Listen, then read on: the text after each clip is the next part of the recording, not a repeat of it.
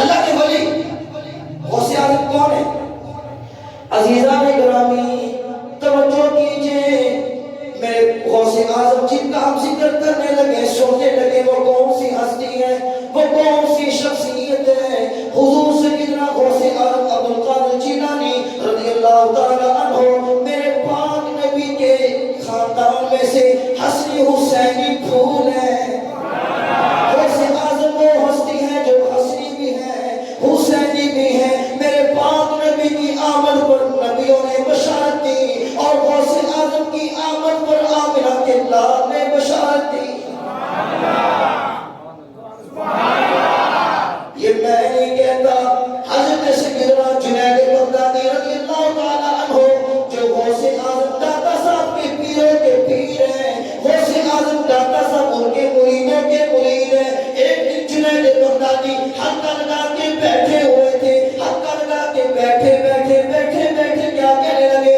قدمہ علی رقبتی، اس کا قدم میری گردن پر، قدمہ علی رأسی، اس کا قدم میرے سر پر، قدمہ علی قلبی، اس کا قدم میرے دل پر۔ جو آپ کے دائیں بائیں بندے بیٹھے تھے عام بندے نہیں تھے، وہ بھی سارے کے سارے ان میں سے اکثر اللہ کے ولی تھے، سوچ میں پڑ گئے حضرت جنید بغدادی کیا کہہ رہے ہیں کہ اس کا قدم میری گردن پر، میرے سر پر، میرے دل پر۔ سارے کے سارے معتبر انداز میں بولنے لگے، اے جنید بغدادی وہ کون سی ہستی آئے گی جن کا قدم ہوگا آپ کا سر ہوگا، آپ کی گردن ہوگی، آپ کا جناب دل ہوگا، آپ کا سینہ ہوگا۔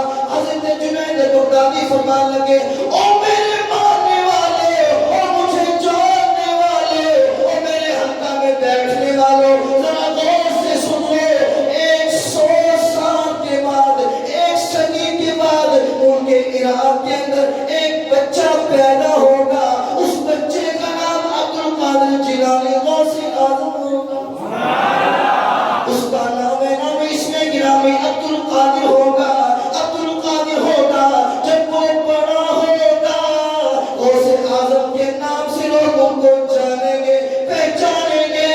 وہ جب پیدا ہوگا اللہ ان کو ایسا مقام دے گا، ایسی عزتیں دے گا، اور اللہ کی گردنیں ہوں گی غوث اعظم کا قدم ہوگا۔